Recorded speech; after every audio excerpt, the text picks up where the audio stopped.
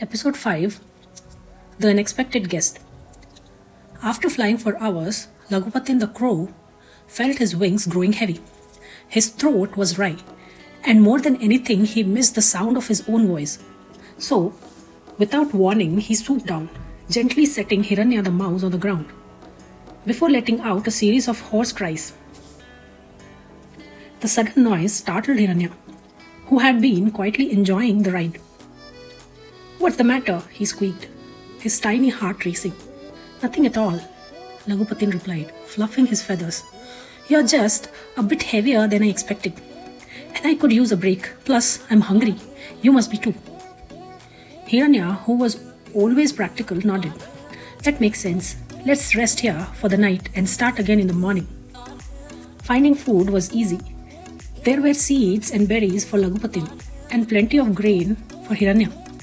Once their bellies were full, the crow settled on a branch, while the mouse curled up safely among the tree roots. At the first hint of dawn, they were off again. The cool morning air carried them swiftly to the riverbank, where they were greeted by Mandaraka, the wise old tortoise.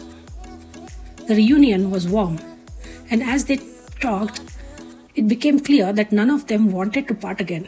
"I have seen too much of the world to be alone anymore," Mandaraka said with a chuckle. "We make a good team, don't we?"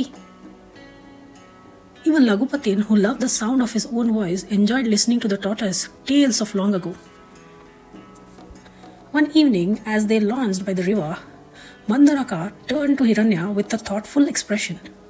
"I admire your courage, little one. But aren't you afraid to wander about with no protection? Look at me. My shell is thick and strong. No tiger, wildcat, or eagle can harm me. You, on the other hand, could be snatched up in any instant." Hiranya flicked his tail and smiled. "That's true, but I can hide where you and Laghupatin never could.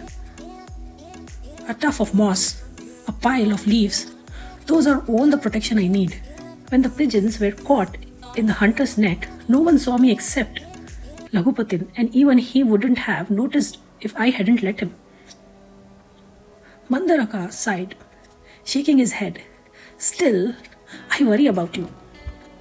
Days turned into weeks, and life by the river was peaceful, until one afternoon when a new companion quite literally crashed into their midst.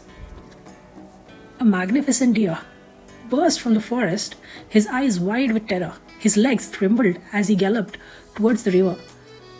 But just before reaching it, he collapsed, gasping for breath. Hiranya barely managed to scamper out of the way before he was crushed under the weight of the exhausted creature. Strangely, no hunters followed. It seemed they had lost sight of their prey. The three friends hurried to the deer's side, concern in their eyes. As usual, Laghupatin was the first to speak. "What happened to you?"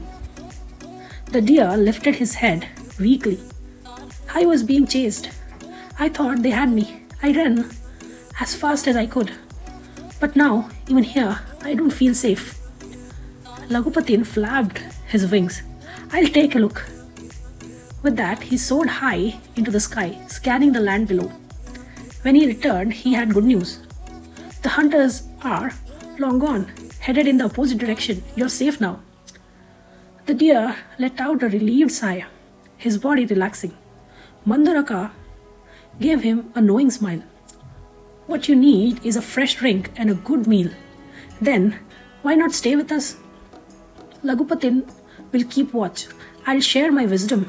And little Hiranya, well, he may be small, but he'll never cause you any trouble."